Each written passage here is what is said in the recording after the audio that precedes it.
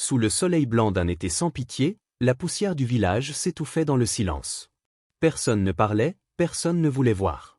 Mais ce jour-là, quelque chose allait briser la routine des âmes fermées. Une enfant, frêle comme un souffle, osa lever la tête vers le monde. Elle ne savait pas que son geste, si petit, allait bouleverser le destin d'un homme qu'on croyait sans cœur. Ce n'est pas une histoire d'aumône, mais de rédemption. Et si, parfois, la misère révélait les vrais visages du courage? Ce jour-là, tout commença par un anneau d'or et un regard d'enfant.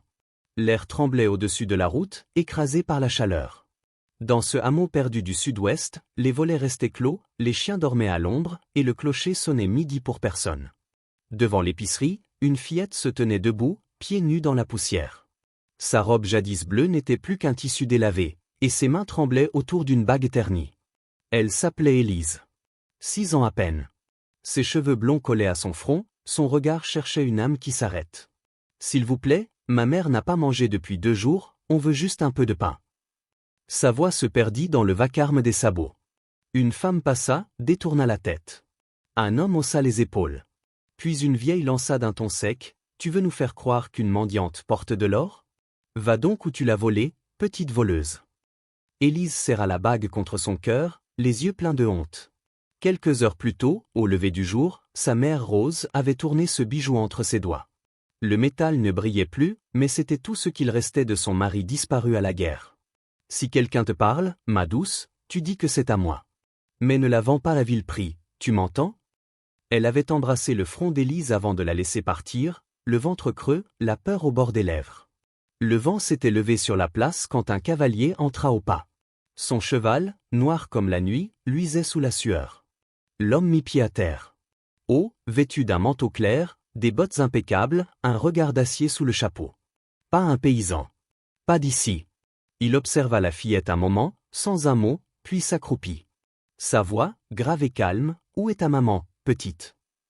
Élise hésita, puis montra du doigt les collines au loin. Là-bas, près du vieux ruisseau, on a une tente. L'homme hocha lentement la tête, sortit une petite bourse qu'il posa sur la caisse de bois. « Garde ta bague. Allons la voir. » Ils marchèrent côte à côte, lui tenant les rênes, elle serrant la bourse contre elle comme un trésor. La chaleur déclinait quand ils quittèrent le chemin principal. Les champs brûlés s'étendaient jusqu'à une pauvre toile plantée dans la terre. Le vent agitait le tissu, révélant la misère nue. Des bottes usées, un poêle sans feu, un seau vide. Dans l'ombre, Rose était couchée, le visage pâle, les lèvres craquelées. Ses yeux s'ouvrirent brusquement quand elle entendit les pas. Elle se redressa, haletante, agrippa le couteau caché sous la couverture. « Qui êtes-vous » souffla-t-elle d'une voix rauque. Élise entra la première, le sourire fragile. « Maman, regarde, il nous aide. » L'homme resta sur le seuil, main levée. « Je n'ai fait que la ramener. Elle avait faim. » Rose brandit sa lame. « Vous suivez ma fille, je vous ouvre le ventre. » Il ne bougea pas. Ses yeux demeurèrent tranquilles, presque tristes. « Je ne prends rien. J'apporte un peu de repos. » La main de Rose tremblait. Élise s'agenouilla près d'elle, lui montrant la bourse. « Il n'a pas pris la bague. Il m'a donné ça. » Le métal tinta faiblement. Rose ne regarda pas l'or, mais l'homme. Sa propreté, sa posture, son silence. Trop soigné pour un ouvrier. Trop calme pour un vagabond. « Votre nom » murmura-t-elle. « Jacques Calderon. »« Vous êtes riche, n'est-ce pas ?»« J'ai des terres à l'ouest du plateau. » Elle baissa lentement le couteau, sans pour autant le lâcher. « On n'a pas besoin de charité. »« Je n'ai rien dit de tel, madame. » Il regarda Élise, qui s'était endormie sur les genoux de sa mère. Un souffle passa, soulevant la toile de la tente. Jacques murmura, « Laissez-la dormir. » Puis il tourna les talons, s'éloignant vers la lumière. Rose, épuisée, laissa retomber son bras. Dehors, les pas s'éteignirent. Le silence reprit sa place, lourd et tiède. Puis un bruit doux, un objet glissant contre la terre. Elle avança à genoux, écarta la toile. Devant la tente, un petit paquet enveloppé dans un torchon. Dedans, un pain encore chaud, 2 œufs, un linge humide et une boîte de pommade. Pas de mots. Pas de signature.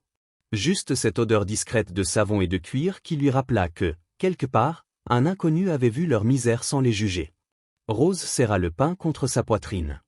Les larmes qu'elle retenait depuis des semaines finirent par couler. Au loin, la silhouette du cavalier se fondait dans la poussière dorée du soir. Elle ne savait pas son histoire, ni ce qu'il cherchait, mais une certitude naquit en elle. Personne n'offre ainsi sans porter lui-même une blessure. Et ce geste, aussi simple qu'un morceau de pain, allait rouvrir une porte que la honte avait scellée depuis longtemps. Le vent se leva avant l'aube, mordant, tranchant, comme un souvenir qui refuse de mourir. C'est dans ce froid brutal que tout changea. Ce matin-là, Rose ouvrit les yeux sur un vide qu'elle ne comprenait pas encore. Ce n'était plus la misère qui la guettait, mais un mystère. Ce qu'elle allait découvrir, elle ne l'aurait jamais cru possible, qu'un inconnu puisse reconstruire ce que la vie avait détruit. Ce n'est pas un conte de charité, mais un miracle né de la poussière, un geste qui allait redonner un nom au mot espérance. Rose se redressa brusquement, le cœur battant. Le vent s'engouffrait dans ses vêtements, glacial. La toile de la tente avait disparu. Autour d'elle, le sol était jonché de piquets brisés, de cordes détendues, de morceaux de tissu roulés en boule. Un cri monta dans sa gorge, étouffé par la panique. Élise. La fillette, recroquevillée sous une vieille couverture, tremblait sur un lit de paille. Ses lèvres étaient bleues, ses yeux agrandis par la peur. « Maman, où est notre maison ?» Rose sentit son sang se glacer. Encore une fois, tout s'effondrait. Son passé l'avait déjà dépouillé, la guerre, la faim, la mort. Et maintenant, même ce refuge misérable s'était envolé. Un bruit de roue la fit sursauter. À quelques mètres, un chariot chargé de planches, de tuiles et de meubles s'immobilisait. Des hommes déchargeaient le bois, traçaient au sol des repères, plantaient les premiers clous d'une charpente. Rose, hébétée, n'y comprit rien. Son instinct prit le dessus. Elle attrapa une bûche et fonça vers eux. « Arrêtez » hurla-t-elle, la voix brisée. « C'est notre abri, laissez-le. » Les ouvriers reculèrent, mains levées. « Madame, s'il vous plaît. » Mais elle ne les écoutait plus. Ses yeux cherchaient une silhouette. Et elle la vit, haute, calme, reconnaissable entre mille. Ce manteau, ce chapeau, cette prestance tranquille. « Jacques. Vous » cria-t-elle en levant sa bûche. « Reculez ou je frappe. » L'homme ne bougea pas. Il retira lentement ses gants, ses gestes mesurés, son ton apaisant. « Je ne suis pas venu prendre, Rose. Je suis venu donner. » Elle resta figée, la colère suspendue entre deux souffles. Jacques sortit un parchemin de sa poche, le déplia soigneusement. C'est un acte signé par le notaire de la commune. Le terrain derrière le ruisseau, celui où le soleil tombe à midi, il est à vous. Il désigna la colline, baignée d'une lumière dorée. La maison sera debout avant la nuit. Le morceau de bois tomba des mains de Rose, heurtant la terre dans un bruit sourd. L'air sentait la sueur et la sève fraîche. Elle chancela, une main sur la bouche. « Pourquoi feriez-vous cela pour nous ?» souffla-t-elle. Jacques la regarda, sans détour. « Parce qu'un jour, quelqu'un l'a fait pour moi. » Puis il se détourna, rejoignit les ouvriers et donna des ordres brefs. Rose resta là, incapable de parler. Ses genoux se plièrent, ses bras entourèrent Élise, qu'elle serra contre elle comme pour la protéger d'un rêve trop grand. Les larmes vinrent, brûlantes, mais silencieuses. Entre ses sanglots, elle sentit pour la première fois depuis des mois une odeur qu'elle avait oubliée, celle de l'espérance. Le soir venu, le miracle tenait debout. Une petite maison de bois clair, 4 murs solides, un toit de cèdre, un porche où 2 chaises attendaient.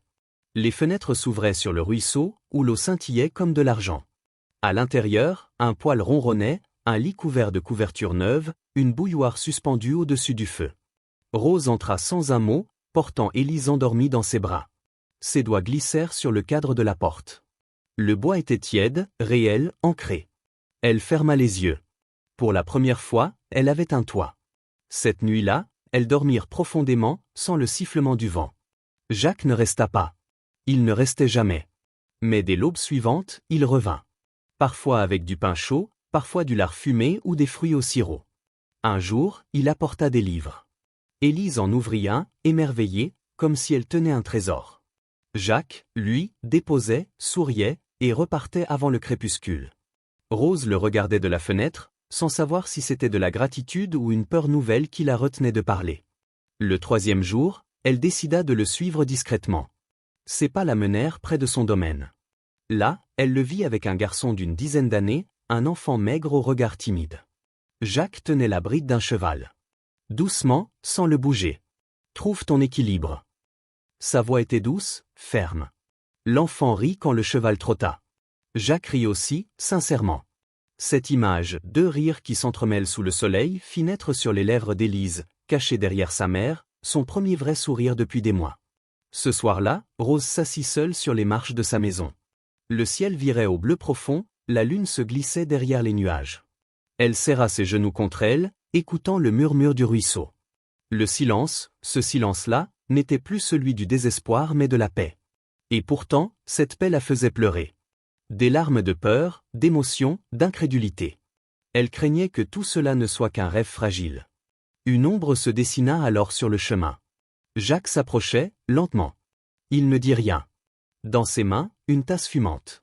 Pour vous réchauffer. Elle la prit. Leurs doigts se frôlèrent. Le feu craqua quelque part derrière eux. Ce soir-là, ni l'un ni l'autre ne parla. Mais pour la première fois, Rose ne sentit plus le froid. Le tonnerre n'avait pas encore grondé, mais quelque chose dans l'air annonçait la tempête, pas celle du ciel, mais celle du cœur. Ce soir-là, Rose comprit que certaines rencontres ne s'expliquent pas, elles s'imposent. On croit être sauvé par hasard, et puis on réalise que le destin a sa façon d'insister. Elle allait bientôt découvrir que les gestes les plus simples, une graine plantée, une main tendue, pouvaient cacher les plus grandes blessures. Et que derrière chaque silence d'homme, il y a une douleur qu'aucune parole n'ose nommer. Le lendemain matin, Jacques revint, mais cette fois sans panier ni outil. Il portait un petit sac de toile sur l'épaule. « Viens avec moi », dit-il simplement. Ils contournèrent la cabane, là où la terre formait un creux doux. Jacques s'agenouilla, ouvrit le sac, des graines. Haricots, carottes, courges.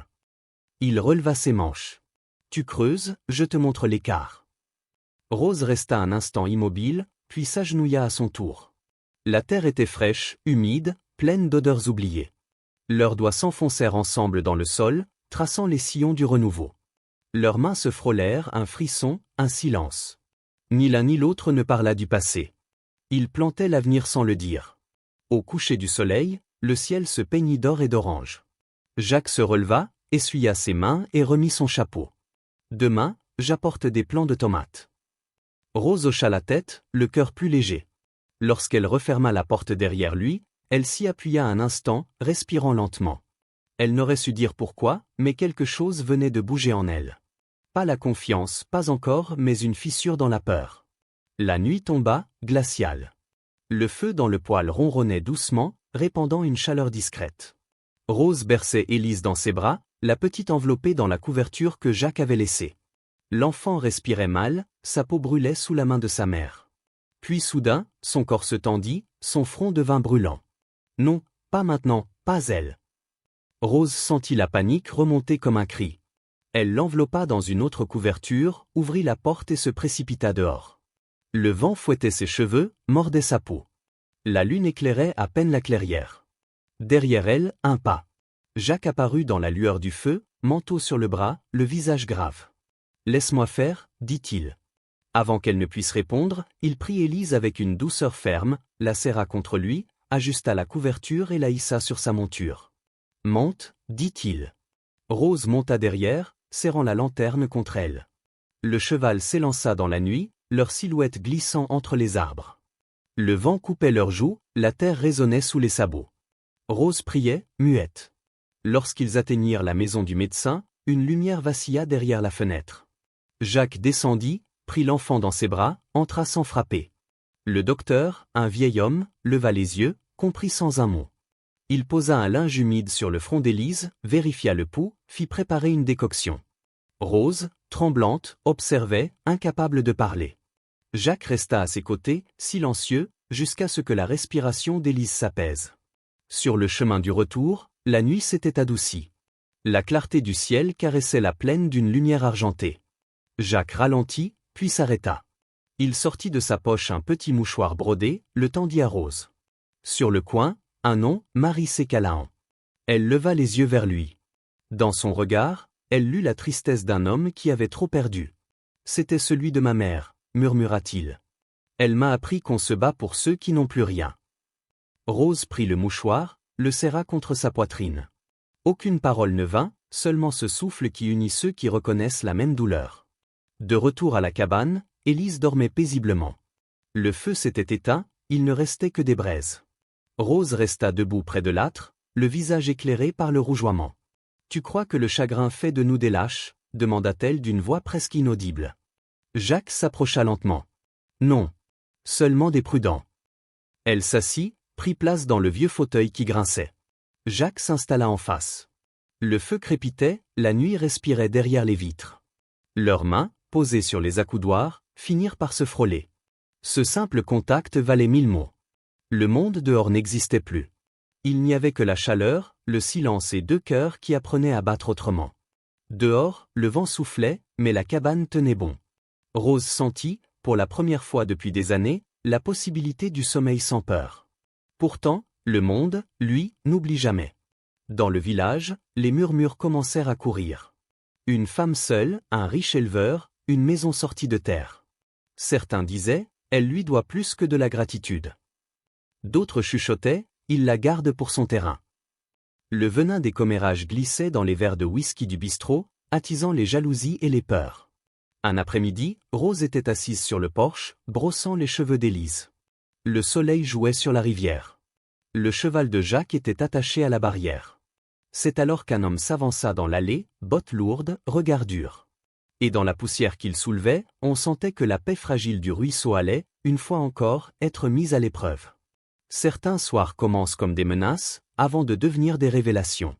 Ce fut l'un de ceux-là. Le ciel pesait lourd sur la vallée, et même le vent semblait se taire, comme s'il pressentait que le calme du ruisseau allait se briser. Rose ignorait encore que ce jour marquerait la fin de la peur et le début d'un serment né non de promesses, mais de vérité. Parfois, le courage ne crie pas, il murmure, il se tient droit face au danger, et il choisit de rester. L'homme qui s'avançait n'avait rien d'un voyageur ordinaire. Son manteau sombre, son chapeau tiré bas, et à sa ceinture, la lame courte d'un couteau poli. Rose se figea. Elle posa le peigne, serra Élise contre elle. « Vous êtes bien Rose Calderon ?» demanda-t-il d'une voix basse. « Oui » répondit-elle, la gorge nouée. Il cracha dans la poussière. « On dit que vous vivez bien, maintenant. Trop bien pour une veuve. » Il fit un signe du menton vers le domaine de Jacques. Certains n'aiment pas les nouveaux venus qui s'installent sur les terres des anciens. Rose sentit la peur revenir. « Que voulez-vous dire ?» Il eut un rictus. Simple. Cette terre appartenait à un homme que je connaissais. À Marie, peut-être? Il la fixa, un sourire mauvais aux lèvres. Demandez-lui donc comment il est mort.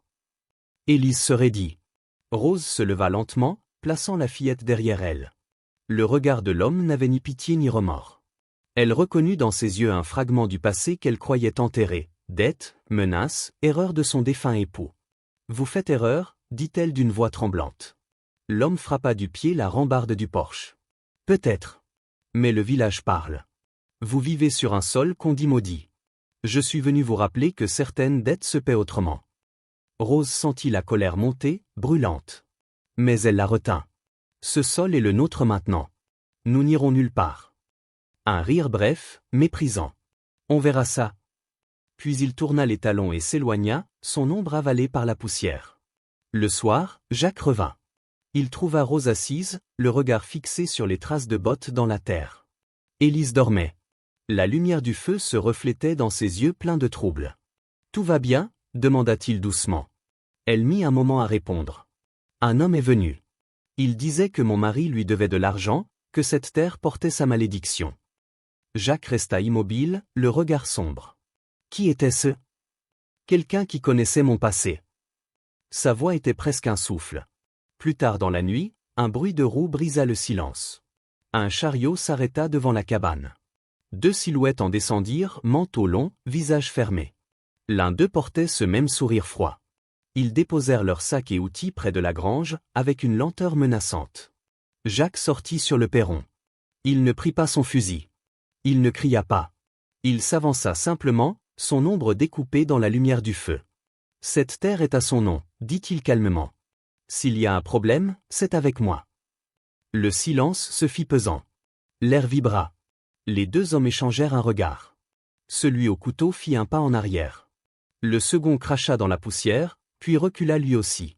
La tension retomba, comme un orage évité de justesse. Ils s'éloignèrent, leurs silhouettes avalées par la nuit. Rose, qui avait observé toute la scène, le rejoignit dans la grange. « Tu n'étais pas obligé de faire ça » murmura-t-elle. Jacques, penché sur un outil, ne répondit pas tout de suite. Puis, d'une voix grave, « Je ne l'ai pas fait pour toi. » Elle releva la tête, surprise. Pour elle? Il hocha simplement la tête. Rose sentit ses larmes monter, mais cette fois elles ne coulaient pas de douleur. Elle inspira profondément. Pour la première fois depuis longtemps, elle se sentit moins seule à porter le poids du monde. Les semaines passèrent. L'automne s'installa, doré et paisible. Les collines brillaient sous la lumière de fin de jour. Près de la cabane, l'air sentait le bois et les herbes séchées. Jacques empilait les bûches, les manches retroussées, les bras solides, le regard tranquille. La lumière du soir se déposait sur lui comme une promesse. Élise le regardait depuis le perron, son petit paquet de tissus dans les mains. Elle hésita, puis s'avança. « Monsieur Jacques ?» Il se retourna, s'essuya le front. « Oui, ma puce ?» Elle lui tendit le paquet. « Maman dit qu'il faut rendre ce qu'on n'aurait jamais dû vendre. » Jacques défit lentement le linge. Au creux du tissu reposait l'anneau d'or, celui du tout début, terne, usé, mais chargé de sens. Il le contempla longuement. « Elle voulait que je te le rende, » dit Élise doucement. « Parce que ce jour-là, on n'a rien perdu. On a trouvé quelque chose. » Jacques se mit à genoux pour être à sa hauteur. « Dis-lui que c'est le geste le plus courageux que j'ai jamais vu. » Derrière eux, Rose se tenait sur le seuil, immobile. Le feu du crépuscule dessinait ses traits adoucis, ses yeux pleins d'émotions contenues. « Nous ne te devons rien, Jacques, » dit-elle calmement. « Nous te choisissons. » Leurs regards se croisèrent. Le vent s'était arrêté.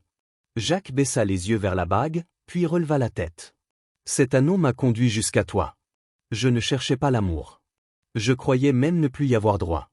Mais toi, tu m'as appris à vouloir davantage, pas seulement donner ou protéger, mais rester. Construire. » Il s'agenouilla, sans mise en scène, sans mots de trop. « Je n'ai ni diamant ni promesse facile, Rose. Mais j'ai une vie entière à offrir. Pas par pitié. Parce que, pour la première fois, j'ai trouvé quelque chose qui mérite d'être sauvé. » Elle ne pleura pas. Elle posa simplement sa main dans la sienne. Et dans ce silence, où le feu et le vent se mêlaient, deux cœurs blessés trouvèrent enfin le même rythme. Il n'y eut pas de grandes paroles, ni de serments spectaculaires, juste une vérité simple, nue, brûlante. Parfois, le bonheur ne frappe pas à la porte. Il s'assoit doucement, entre la peur et la foi, et attend qu'on l'accepte. Ce soir-là, Rose osa enfin le faire. Elle regarda Jacques, la voix tremblante mais ferme. « Tu nous as donné un foyer avant même de connaître nos noms. Je n'ai pas besoin de promesses, juste de l'homme qui n'a jamais cessé de venir. » Jacques glissa l'anneau à son doigt. Il était trop grand, cabossé, mais il lui allait mieux que lors des reines. Sur le perron, Élise applaudit, le visage illuminé par le feu qui dansait derrière les vitres. « Alors, on va être une famille, maintenant ?» demanda-t-elle d'une voix rieuse. Jacques se redressa, entoura Rose de son bras, et attira la petite contre lui. « On l'est déjà » répondit-il simplement. Le soleil s'éteignit derrière les collines, enflamme le ciel de rouge et d'or. La cabane respirait la chaleur, la soupe sur le feu, la paix retrouvée. Et pour la première fois depuis des années, Rose ne se demanda plus de quoi demain serait fait, elle le savait déjà. Un an passa. Le temps avait repeint la vallée. Là où la terre était nue, les herbes hautes se mêlaient à des fleurs sauvages. Autour de la maison s'étendait désormais un petit jardin débordant de vie, haricots, courges, tournesols oscillant dans le vent. Une clôture de bois clair entourait le tout. Le perron, repeint d'un bleu tendre, grinçait sous les pas. Des carillons chantaient doucement à la brise. À travers les fenêtres filtraient les rires, la lumière et l'odeur du pain chaud. Chaque matin, Élise s'asseyait près de la fenêtre, apprenant à lire sous l'œil bienveillant de sa mère. Sa voix s'élevait, claire, fière, les lettres devenaient des mots, les mots des rêves. Rose, le ventre arrondi, allait et venait dans la cuisine, suspendant des herbes séchées, pétrissant la pâte. Ses gestes étaient assurés, paisibles. Dans ses yeux, la peur d'autrefois avait laissé place à la certitude douce des femmes qui ont reconstruit leur monde. Dehors, Jacques plantait un panneau fraîchement peint. En lettres blanches, on pouvait lire « Second Start Ranch ». Il recula d'un pas, observa son œuvre. Le vent caressa son visage, soulevant la poussière et l'odeur de bois neuf. Derrière lui, la cheminée fumait doucement, et la voix d'Élise chantait une vieille comptine. Un instant, il ferma les yeux. La vie avait enfin trouvé son rythme. Mais sur le chemin, des pas approchèrent. Un homme marchait, silhouette fatiguée, manteau usé, barbe hirsute, regard perdu. Il tenait une besace sur l'épaule. Ses bottes soulevaient la poussière du passé. Jacques leva la tête. Leurs regards se croisèrent. « Monsieur » dit l'inconnu d'une voix éraillée. « Je cherchais du travail, ou juste un coin pour dormir ?» Avant que Jacques ne réponde, Rose sortit sur le perron, essuyant ses mains sur son tablier. Elle observa l'homme, pas son visage, mais ce qu'il portait dans son regard, la faim, la fatigue, la honte. Elle connaissait trop bien cette lueur-là. « Il y a une chambre dans la grange », dit-elle doucement. « Et du ragoût sur le feu. » L'homme resta figé, surpris. Il ôta lentement son chapeau. « Merci, madame. » Rose acquiesça et rentra sans un mot de plus.